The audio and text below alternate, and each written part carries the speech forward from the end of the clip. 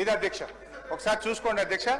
దీని ప్రకారం అధ్యక్ష, ప్రభుత్వం గ్యారంటీ, ఇది అప్పుల గురించి చెప్తున్నా అధ్యక్ష, ప్రభుత్వం గ్యారంటీ ఇవ్వని రుణాలు out standing risk weightage guarantee కిందికి రావని చెప్పారు. నంబర్ 1, మీరిచ్చిన వైట్ పేపర్ అధ్యక్ష, ఇది అసెంబ్లీలో బట్టి గారు పెట్టిన వైట్ పేపర్ అధ్యక్ష. వైట్ పేపర్ ప్రకారమైన నిన్న మీరు అసెంబ్లీలో పెట్టిన సోషో ఎకనామిక్ అవుట్లుక్ 2025 ప్రకారం, ఇందులో పేజ్ నంబర్ 36 లో చెప్పారు అప్పుల గురించి. దాని ప్రకారమైన అధ్యక్ష, మన బీఆర్ఎస్ హయాంలో ఎస్పీవీల ద్వారా చేసుకున్న అప్పు 1,15,599 కోట్లు మాత్రమే. అయితే వీళ్ళు కార్పొరేషన్లు తీసుకున్న అప్పులు, కార్పొరేషన్లే చెల్లించే అప్పులను 5% వెరీ లో రిస్క్ కింద చూపించారు.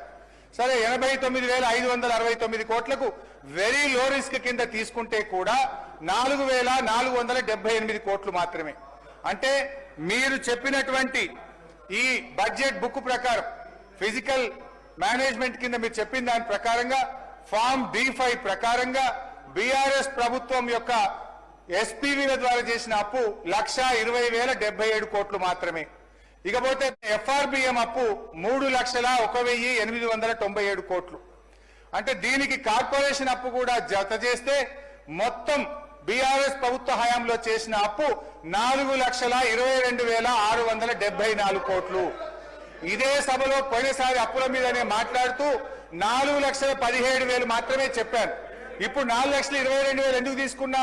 సరే, మీరు నిన్న పెట్టినటువంటి ఈ స్టేట్మెంట్ ఆఫ్ ఫిజికల్ పాలసీలో 5% రిస్క్ ఉంటుంది అన్నారు కనుక అది కూడా కలిపితే 4,22,000 కోట్లు మాత్రమే బీఆర్ఎస్ ప్రభుత్వం చేసిన అప్పు. నేను ఈ డాక్యుమెంట్ కూడా బట్టి గారికి పంపిస్తే, ఈ స్టేట్మెంట్ కూడా వారు చూసి క్లారిఫికేషన్ ఇవ్వమనండి అధ్యక్ష. నేను దయచేసి మీ ద్వారా కోరేది, ఈ బట్టగాల్చి మీదేసి దివాలా దివాలా అనే దిక్కుమాలను ప్రచారం చేస్తే అది రాష్ట్రానికి నష్టమైతుంది. కేవలం బీఆర్ఎస్ మీద బురదలనే ఉద్దేశంతో అప్పుల ఎక్కువ లెక్క చూపొద్దని ముఖ్యమంత్రి గారు, ఇతర మంత్రులు, ఫైనాన్స్ మినిస్టర్ గారిని మనవి చేస్తున్నా. దయచేసి ఇప్పటి నుంచి వాస్తవాలు చెప్పండి.